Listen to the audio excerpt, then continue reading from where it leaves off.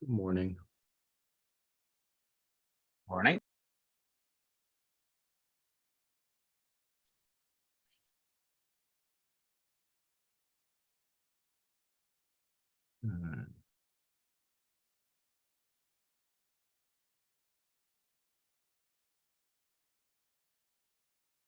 Just a moment to see who's coming, and we'll get going in a moment.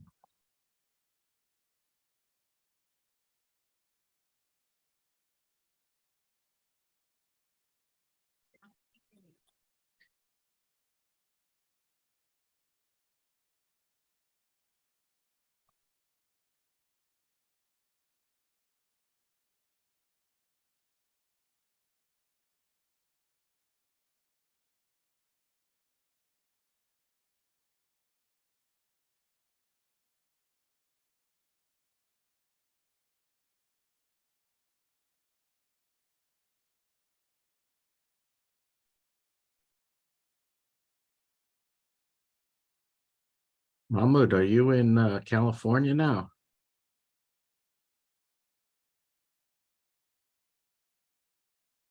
All right, can you guys hear me okay? Yeah. Why don't we wait another second for Christina to join, and then we'll get going. Mahmoud says yes in the chat. Everyone is asleep. See, how's it going in fellowship there, Mahmoud?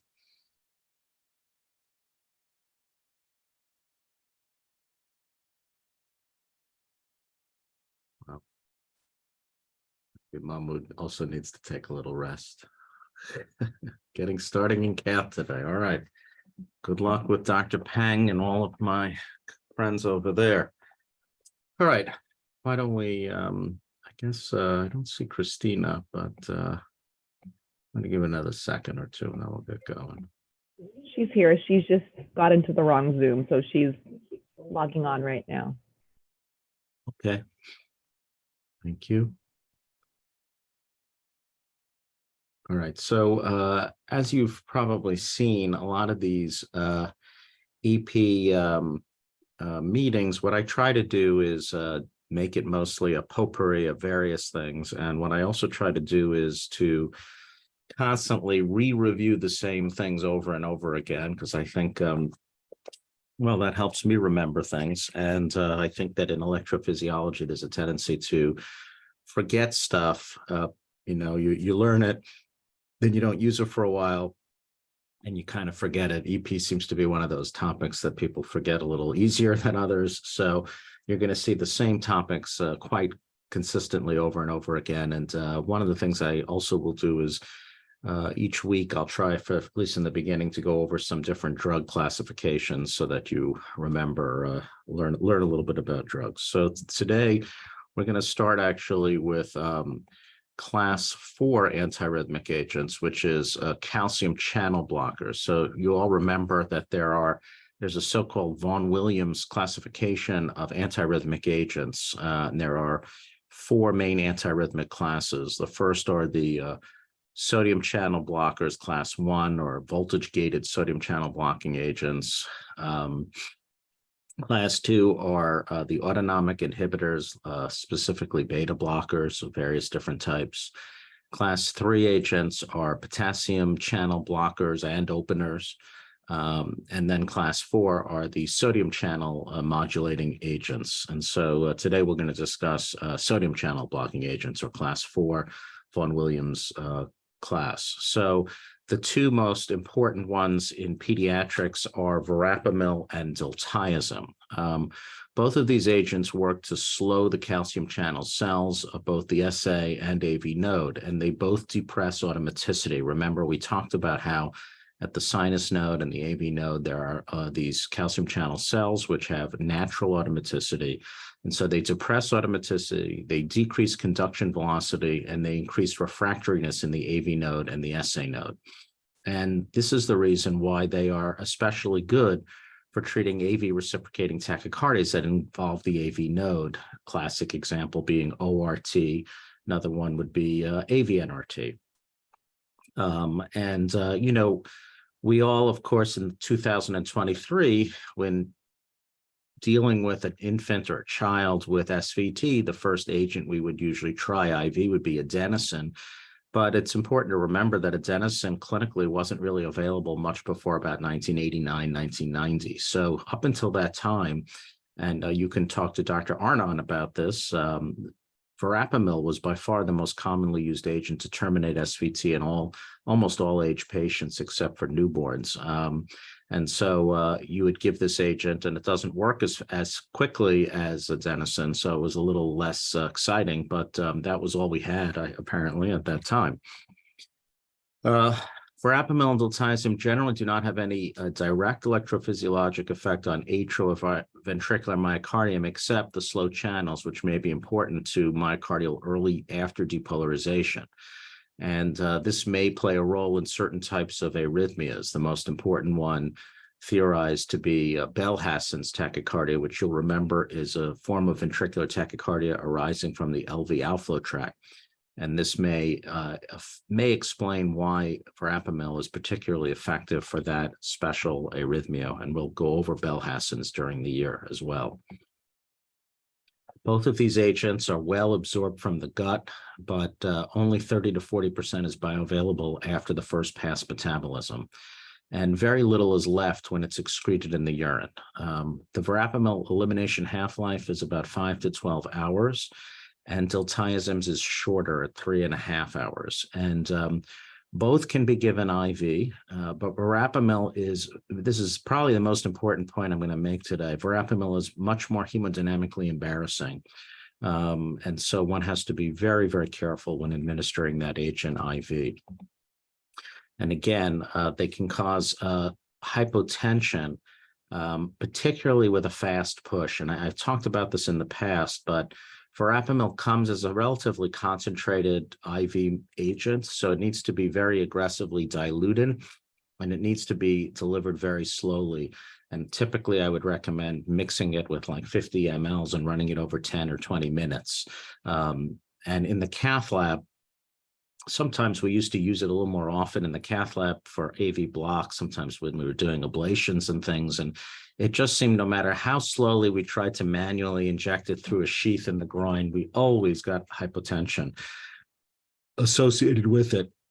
So you have to be very, very careful with verapamil. Diltiazem can cause hypotension as well, but it is not as profound. And for that reason, diltiazem is more commonly used, I think, when you're thinking about using an IV calcium channel blocker. It can suppress myocardial function, so you have to think about that in people who have already pre-existent bad function. In terms of chronic side effects, it can cause constipation. That's probably the most common calcium channel blocking side effect. Can cause dizziness, nausea, or headache. And again, it can cause AV block because of the reasons that we've been discussing. But you don't usually see heart block, beyond first degree in anyone unless they already have pre-existent block, or alternatively, unless you've given a very large dose, inappropriate dose. So just be careful of that. There are a number of drug interactions, and these are things that board examinations like to ask you about. Verapamil increases cyclophosphamide levels, theophylline levels, and carbamazepine, and diltiazem does all the same, as well as raising digoxin levels. It would be very unusual to give somebody a combination of diltiazem and digoxin because both can have AV nodal blocking effects. Very importantly, and we talked about this 2 weeks ago, these agents are contraindicated in Wolff-Parkinson-White syndrome. You should never be using verapamil or diltiazem in those settings. Now, it's one thing to give it to terminate SVT. Particularly remember that when you're in orthodromic reentrant tachycardia, you don't actually know if you have WPW in someone who's presenting for the first time. So it's very commonly used to break SVT, or at least I should say it used to be commonly used to break SVT or ORT in people with WPW, but it should never be used as a chronic agent in that disease, as it could enhance accessory pathway conduction and enhance rapid conduction of atrial fibrillation, which, as we've discussed, can be life-threatening. And for a similar reason, digoxin is also contraindicated. And finally, I wanted to mention, I don't know where, I must have lost this from one of my slides, but Very, very importantly, verapamil should never be used in newborns or in small infants. And by that, I would say anybody under a year of age. And that is because in the 1980s, there was a literature describing infants who had cardiovascular collapse with profound hypotension and death with verapamil. Now, I believe that it is likely that in retrospect, perhaps the dose was because the babies are by nature small, and because of the high concentration. I do think that there's a strong possibility that this may have been due to the fact that the agent was given too fast, wasn't adequately diluted. But there is no question that there are multiple reports of infants dying from IV verapamil, and so it should really not be used in small infants, even if it might be that that was the reason, and maybe there is in fact a safe way to do it. It's no longer worth doing it for many reasons, most important obviously being medical ones, but also medical legal ones, particularly when there are many other agents that can treat almost every arrhythmia seen in young infants. In the late 90s, I wrote a paper on diltiazem, which is, to my knowledge, still one of the only papers on its use in pediatrics. And we had, I think, 1 or 2 patients under a year of age who received diltiazem safely. So I think probably diltiazem can be given at least in children, let's say 8 to 10 months or older, maybe even younger. But again, very strong caution, should have IV calcium available and know what the dose is to give if you are going to try a calcium channel blocking agent in a child who's less than a year of age. Anybody have any questions about any of this? Okay. So why don't we move on, and we'll do an interesting tracing today. So this is an electrocardiogram from a 2-week-old, and you're seeing this patient for a heart murmur in the office. So I'm going to ask Kitoki, what do you think's going on here?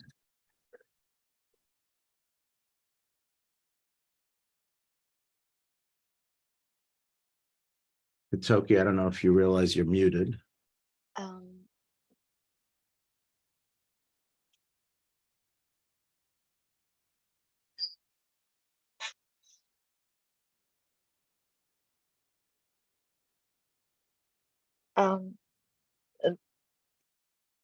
The QRS complex is negative in the right-sided in V1 and V1 and V2, and Well, would that normally be seen in newborn?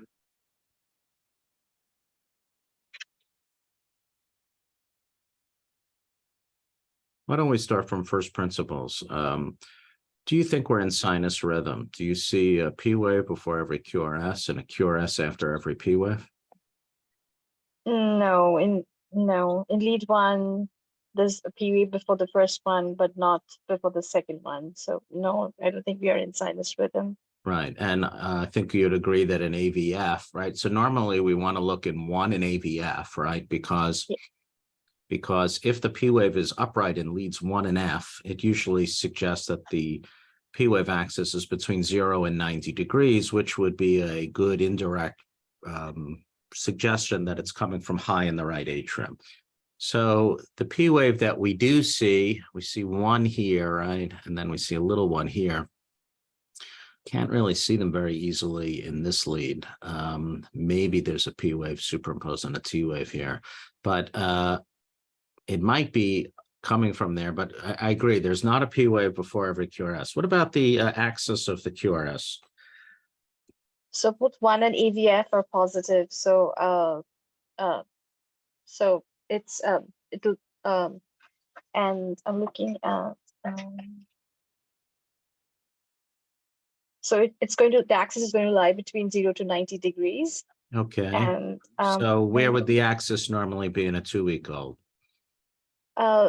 Usually they have a physiological right axis, so it will be probably closer to 90 degrees. That's true. That's true. Although you could be in the 70s or 80s, right? Somewhere between 70 and 140 degrees, something like that, right? But so I agree, it's a little bit more leftward than we would expect, but not way off, right? Is this a wide QRS or a narrow QRS, do you think? If you were to characterize this, let's pretend it's 1999 and we don't have cell phones, smartphones, so you can't snap me a picture and send it to me, so you have to describe it over the telephone. Would you describe this 2-week-old's QRS as a wide or a narrow QRS?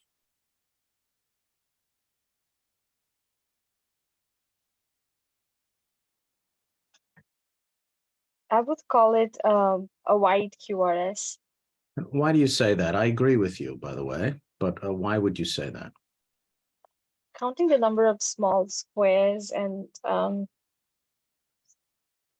it's like around 4 small squares, and that into 0.04, it's like around 0.16.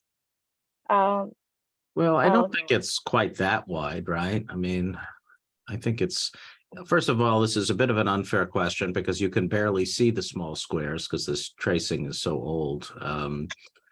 But I think it's more like 80 milliseconds, not so much 160 milliseconds. But the point I'm trying to make is that the QRS duration in newborns is very, very narrow, usually less than 40 milliseconds. So although the QRS is not particularly wide, it is wider than it ought to be for a 2-week-old. Okay. And this is a confusing EKG because normally one of the ways we could tell if you're in sinus rhythm is if the axis of the QRS is correct or not. But in fact, in this particular case, the QRS axis is not particularly abnormal. It's a little off for a newborn or a 2-week-old, but it isn't horrible. But we're not in sinus rhythm and the QRS is wide. So this is actually an example of a 2-week-old who has a so-called accelerated ventricular rhythm. Accelerated ventricular rhythm is generally a benign condition. It's unusual that we would need to treat it, although some people feel uncomfortable if the child is sitting in it all the time. And the other thing I should say about it in this particular case is the fact that the QRS axis is nearly normal suggests that the focus from which this VT or accelerated ventricular rhythm is arising is very close to the His-Purkinje system, explaining why the QRS axis is very similar to that of sinus, to a normally conducted rhythm. It's this rhythm of accelerated ventricular rhythm is usually benign. It's usually seen in people who have a structurally normal heart. It's rarely seen in people with congenital heart disease. Typically, it's a monomorphic acceleration that's faster than the sinus rate. Remember, we spoke about how when it comes to the rhythm of the heart, whatever is the fastest wins. And so in this case, the accelerated ventricular rhythm is slightly faster than the sinus rate. And so the patient is in accelerated ventricular rhythm. Some feel that from a definition perspective, if the rate is above 150, we should call this VT. There are many, many different definitions that try to distinguish between an accelerated ventricular rhythm and ventricular tachycardia. Usually in most patients, the morphology is that of a left bundle or bundleoid, and we see that we're upright in V6 and in 1, so it sort of has a somewhat left bundle kind of look. Importantly, by the age of 3 to 5 years of age, nearly 100% of patients will resolve spontaneously. And this is, and it's usually not causing any hemodynamic embarrassment of significance. And so typically that's one of the reasons that we don't feel that we need to treat this often. And typically also one needs to do an echo to assess the function, looking for dilation, and also, of course, confirming the absence of any other heart problems that might explain it or might be a result of it. That would be really the only concern of having an accelerated ventricular rhythm is if you were sitting at a very elevated rate all the time, one could develop a tachycardia-induced cardiomyopathy. So you would really always want to keep an eye on that. So that would be a reason to do echocardiograms intermittently on these types of patients. But in my experience, although I've written here that by age 3 to 5, nearly 100% resolve, in my experience, the vast majority resolve in much less time than that, usually within a few months. That's pretty much the story of this. So again, when you see a QRS that is a little bit wide in a baby this young, keep in mind that that might actually represent something other than just sinus rhythm. Any questions about that?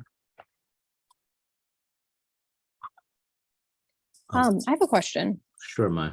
On the tracing that you were just showing, do you think the kind of inverted waves that come right after the QRSs, do you think those are retrograde P waves, or is that the T waves that are inverted? I think those are the T waves, and I'll tell you why. If you look here, actually, Katoki was the one who pointed out that there is an upright P wave right before the QRS in the first complex, and I think you can see it here. This is, by the way, sort of isosynchronous beating. In other words, the sinus rate is just slightly different than the ventricular tachycardia rate. And one of the important points, Katoki, is that you're right. This is a P wave before the QRS, but this PR interval is so short that there's no possible physiologic way that that could be conducting to the QRS. It's possible someone could have Wolff-Parkinson-White syndrome with a PR that's similar shortness, but actually, to be honest, I think even in WPW, you would not see a PR that's 40 milliseconds like it is there. But my point, Maya, is that I think the P wave, we can see that they're upright in one. They're just at a slightly slower rate than the QRS. So I think if it were superimposed on the T wave, we might not be inverted. If you know. Okay, thank you. Yeah, but it's an important question, right? Because if you are in VT or in an accelerated ventricular rhythm, particularly in young children, most young children's AV node will conduct both antegrade and retrograde, right? You see in the cath lab when we do EP studies that we rely on ventricular atrial conduction through the AV node to do a number of different electrophysiologic testing during EP studies. In this case, we can't tell if there's VA conduction because the atrial rate is so similar in rate to the ventricular rate that probably the atrium is refractory during the beating of the QRS, making it hard to depolarize the ventricle after because it's just depolarized from the sinus beat. You can almost see here how close the atrial. Notice how the QRS is subtly changing in these beats. It's because the P wave is getting more or less smushed into the QRS because they're isosynchronously beating, meaning they have almost exactly the same rate. The ventricular rate is just ever so slightly faster. The atrial rate might be 106 and the ventricular rate 110. So if the atrial rate were to accelerate by 5 or 10 points, patient would probably be in sinus. And then the electrocardiogram would probably look a fair bit different. And we would see that although the axis is kind of normal here, it's not actually normal for this patient exactly. Okay. So this is a heart rate trend in a post-op patient. And as the fellow in cardiology, you're reviewing your trends in the morning. And this is a 12-hour tracing from about 4:52 a.m. to 4:52 in the evening. So you're preparing for evening sign out, and you see this. So we'll ask our critical care expert, Dr. Capon, if she can give us a thought about what it is that we're looking at here. Good morning, Dr. Pass. Thank you. So right now it looks like we are looking at a 12-hour view of heart rate trends, likely in the postoperative period. And we see from the first, let's say, 8 or so hours or 10 or so hours, some appropriate variability in the heart rate. So it looks like the heart rate goes anywhere between 120 at the lowest, and then appropriately goes up to the 160s, 170s. So I would guess that this child or person is a younger baby. And then at around 2:55 p.m. or something along those lines, we see abrupt increase in heart rate, and it looks like it's fixed just above 150, and we don't see any variability then. So that would prompt me to think that there is some form of ORT that quickly kind of jumps up and doesn't burn up like, let's say, jet, for example. Okay, well, that was a very nice analysis. I agree with about 87% of what you had to say, which is pretty damn good considering it's your first month as a cardiologist. Absolutely, this is the heart rate would suggest that we're looking at an infant, right? Because these are sort of normal heart rate variability for a baby, especially a baby who maybe is in an ICU after open heart surgery, and there's a little bit of variability and under a little bit of strain. Maybe the child's on some kind of an inotrope or something like that, which would explain why it's a little high. And then the heart rate goes down below a certain level. I don't know, Right. it's about 120 or 130 here. And then I agree with you. We see it abruptly start at a very fixed rate, a little bit above 150. And so everything I agree with up until that last point, and you're absolutely right, there is something very fixed here going on. And so you are arguing for something like ORT because you understand that ORT is a reentrant arrhythmia that suddenly stops and starts. And typically when you're in ORT or any reentrant arrhythmia, the heart rate is fairly well fixed. Is that, am I characterizing your thinking reasonably well on that point? Yes, but I think also, just after you explained it as such, I think for ORT, this is probably a slower heart rate than I would expect. And given that we're probably in the ICU setting, this might actually be pacing, so induced by the provider in the setting of that dip in the heart rate as well. All right, so we're going to give you partial credit here. get 94% of the points. How's that? That's right. So you're right that a sudden fixed rate would be suggestive of a reentrant arrhythmia. But as you just pointed out, this heart rate would not be consistent with a reentrant arrhythmia in a baby, right? We've talked about the fact that in small infants, SVT, which typically we're meaning either ORT or AVNRT, would normally be closer to 300 beats per minute. And even VT in a baby would be more like in the 200 range. And even if the baby was in atrial flutter, typically there would be like 2-to-1 or 3-to-1 blocked. And so the ventricular rate would be elevated, but not at 150. So first of all, the heart rate's wrong for that, as you said. And the other thing that's very important is, although it's true that when you're in a reentrant arrhythmia, there's very little variability, this is zero variability. This looks like somebody took a ruler and drew the line. And whenever you see a line like that on a heart rate trend, you can almost take it to the bank that that is pacing, because a pacemaker will never, unless there's something wrong with the device, should give you a very precise same heart rate all the time. So this is a very, very unphysiologic appearing heart rate trend at this point.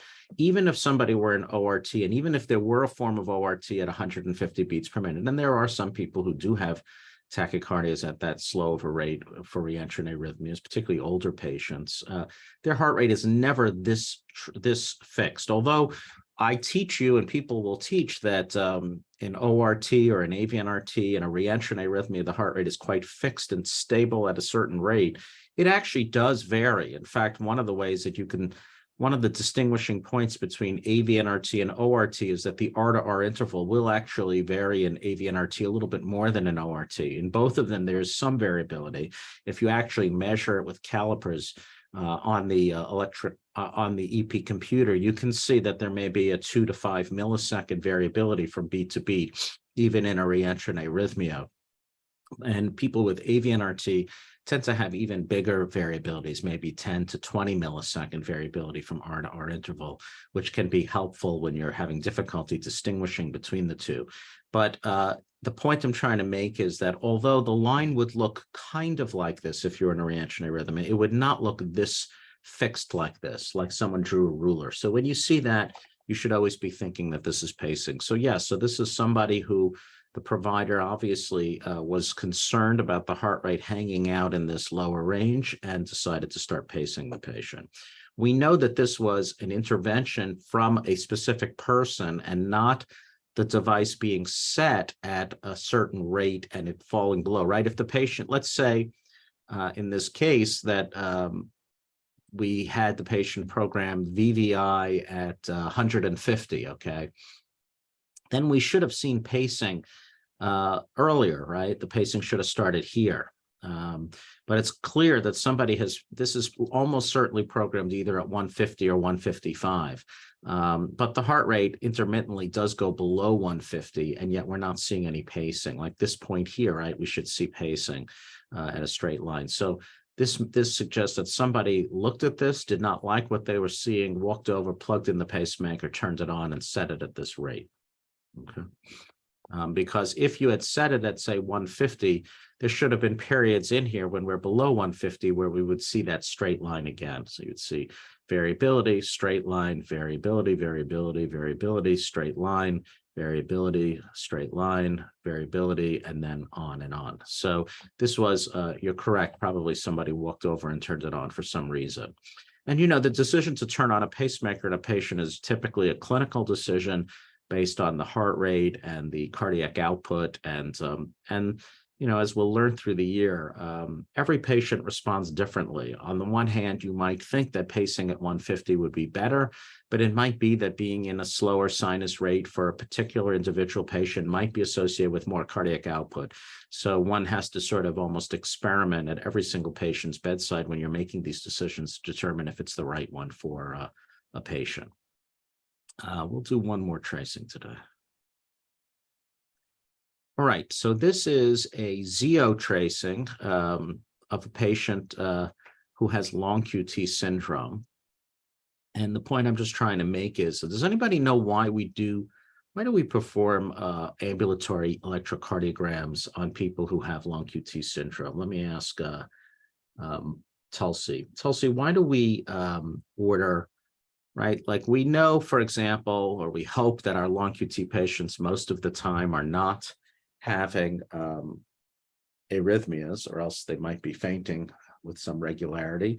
Why are we doing a Zio patch on them? What's the benefit? Because we do, right? We fairly routinely will get some Holters or Zios or Barty devices on them. Why do we do that? Well, do we do it to monitor for side effects of medications that they might be on, like if they're on a beta blocker, to make sure they're not bradycardic for a large percentage of, say, the 3 days or whatever that you're doing the Zio patch for? Well, yes, that's exactly right. We do look at it for the effect so the most common therapy for a long QT syndrome, as we all know, is beta blockers. It's the only therapy other than defibrillators that have been definitively shown to reduce risk for sudden cardiac death in all comers with long QT, with varying efficacy depending on the particular genetic defect. We'll talk about that a little bit throughout the year, but beta blockers are very effective agents at reducing risk for sudden death in long QT. And yes, one of the things we're worried about as a patient is too slow, but I think the point I'm trying to make, and I'll show you, this is the heart rate trend from that patient. The reason that we mostly do it is actually we want to see that the heart rate is a little low. We don't want it too low because we don't want, Dr. Ackerman will sometimes call some of his patients beta blocker zombies. You know, we don't want people who are like walking around asleep all day because their heart rate is so profoundly slowed from their beta blockade. But we do want to see that the heart rate is blunted in patients who are on beta blockers and have long QT syndrome. Remember that the slower heart rate of a beta blocker is a side effect of the adrenergic modulation related to beta blockers. But the slow heart rate is not what reduces the risk for people with long QT. A lot of people misunderstand and think that we want a slow heart rate because there's something positive about having a slow heart rate in long QT syndrome. that prevents arrhythmia. And that actually is not true. In fact, sometimes we have long QT patients who become so bradycardic on their beta blockers that we have to actually even put pacemakers in them in order to maintain a normal heart rate in them. So I have a handful of patients in whom we have pacemakers because when they're on beta blockers, their heart rate is pretty slow and they don't feel well on it. And so we actually put a pacemaker in order to maintain a normal heart rate.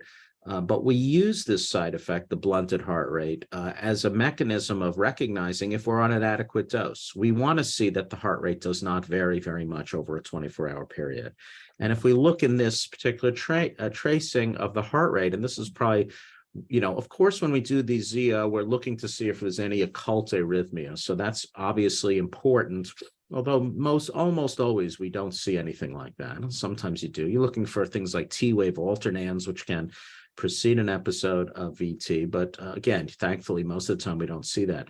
But one of the most important practical things we're looking at is the heart rate trend as we are here. And you can see that between 50 and 100, basically the heart rate almost never exceeds 100 in this patient, except for rarely in the middle of the day, there's two little spikes where it gets up to about 140.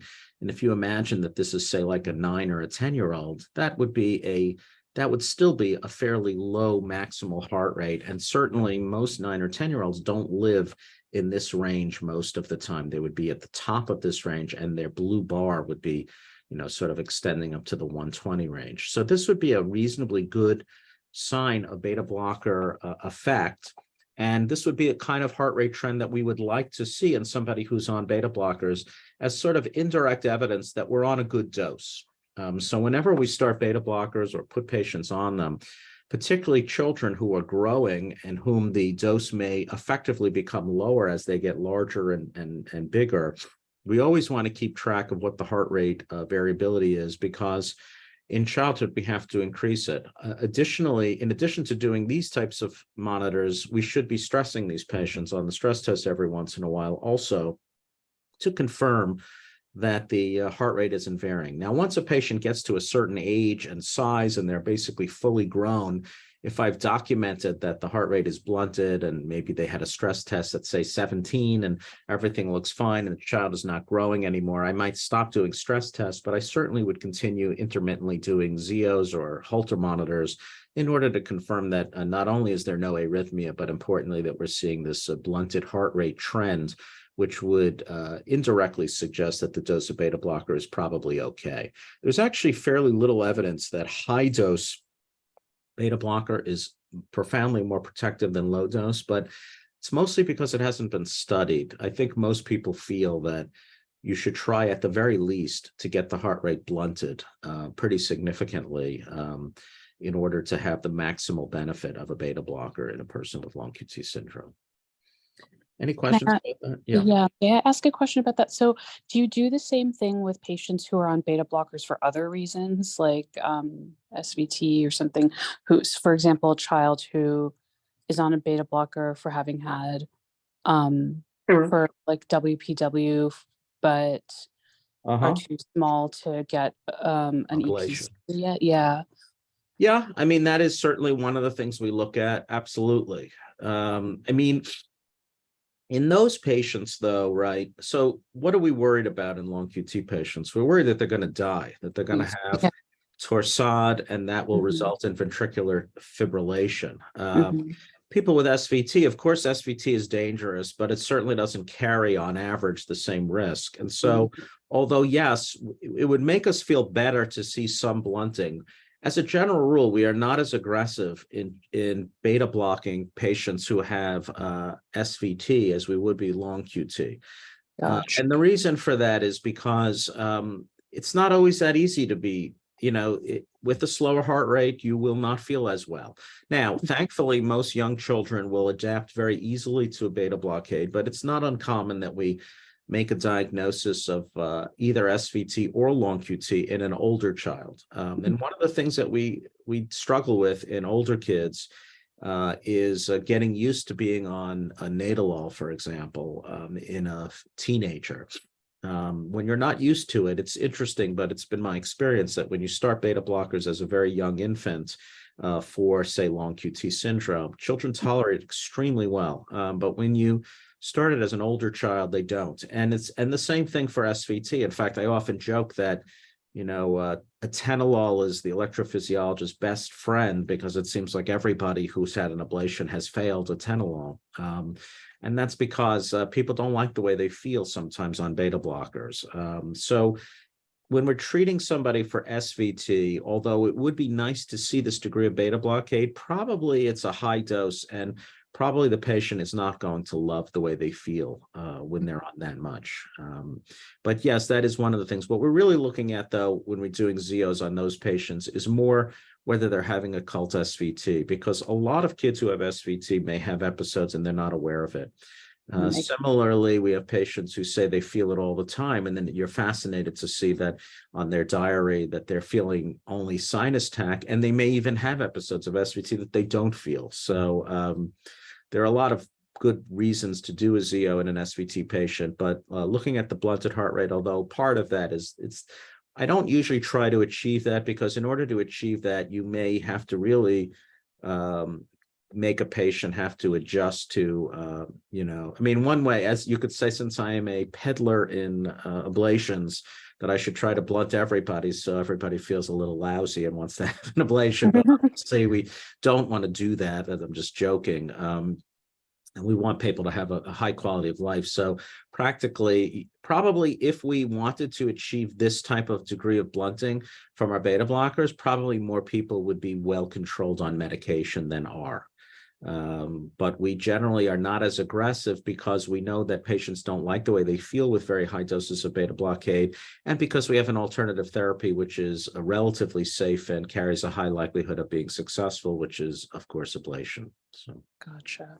Thanks so much. Sure. Any other questions?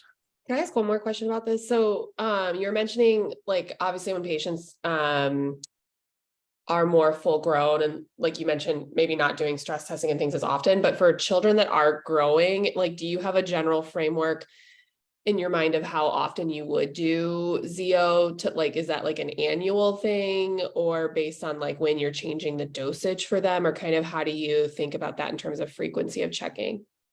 A good question. And ultimately, there's no true parameters or recommendations by anyone. And it also depends on what you're treating for the beta blockers. If you're talking about long QT, yes, long QT syndrome, I check the ZEO or the Holter fairly frequently. And by that, I mean every year or two. I generally don't go more than 2 years without a ZEO. Now, these are not hard and fast rules, but I don't do that because, first of all, kids change very rapidly, as we all know, and their degree of activity and changes rapidly. And certainly up until about age 10 to 12, our kids are growing very fast. And then when they go through their pubertal years, they grow tremendously, right? How many times have we seen a patient in December and then have them come back after summer camp and they look like a different human being because they've grown so much? So you end up having to do ambulatory monitoring fairly frequently. So it's unusual in a long QT that I go any more than every 2 years. And oftentimes I do it every year. The advent of these patch EKG monitors has made doing this type of monitoring much, much easier. You cannot imagine how averse to wearing a Holter many patients have been in the past. Remember, the Holter is sort of like carrying a little tape recorder with you all day, with all these EKG stickers. And, the benefit of a Holter is that the quality of the recording is generally higher because you have multiple leads. But the downside is that it's very uncomfortable for the patient. You've got this box, it's flipping around all over the place. Oftentimes the stickers would come off or the leads would detach from the stickers. And the degree of compliance that patients had with Holters was really poor. It was very routine that you would put a 24-hour Holter on, and the second the patient went to sleep at like 10 o'clock at night, you would have no tracings for the rest of the monitor. I would say 10% of all Holters, we would get less than 24 hours and much less than 24 hours. Whereas, and patients like my long QT patients, they would literally start to tear up when I would even mention to the parent that we're going to do a Holter monitor that year, because they just so hate the way they felt with a Holter. I don't see that type of resistance from patients to any degree with the Zeo patches, because it's all self-contained and they're not carrying a second device with them. So my threshold to doing this type of monitoring has fallen a lot because of the enhanced ease for patients of this type of monitor versus older monitoring systems. So generally speaking, for long QT, we do it about every year. For people with SVT, a lot of it would depend on how well I think the child knows they're in it. There are some patients who are extremely good at knowing when they're in SVT. And in those patients, I don't really need a Holter to know it. And then there are other patients who really don't know. So for example, infants who have SVT right now, right? We have a couple of infants in the hospital with SVT. Those patients we will monitor very frequently. Like I would get one, like if I have somebody in the hospital who's finishing up a load of amiodarone or a load of Sotalol or something like that, I would absolutely get one even a week after their discharge. Because, you know, when we're caring for patients like that, we're very much acting like veterinarians, right? The patient doesn't tell us when they're having tachycardia, and there may be unrecognized tachycardia. So I typically will do a fair number of monitors in the first year of life until they get older. So it really depends on a case-by-case basis. But for people with long QT, roughly every year to every 2 years, I'd say, is pretty much standard. Any Thanks. other? Yeah. Okay. All right, then. Hope that was helpful. And wanted to mention we will not have EP conference next week. I'll be out, so apologize about that. But we'll be back the following week. So hope everybody has a great day. See you soon. Bye-bye. Thank you.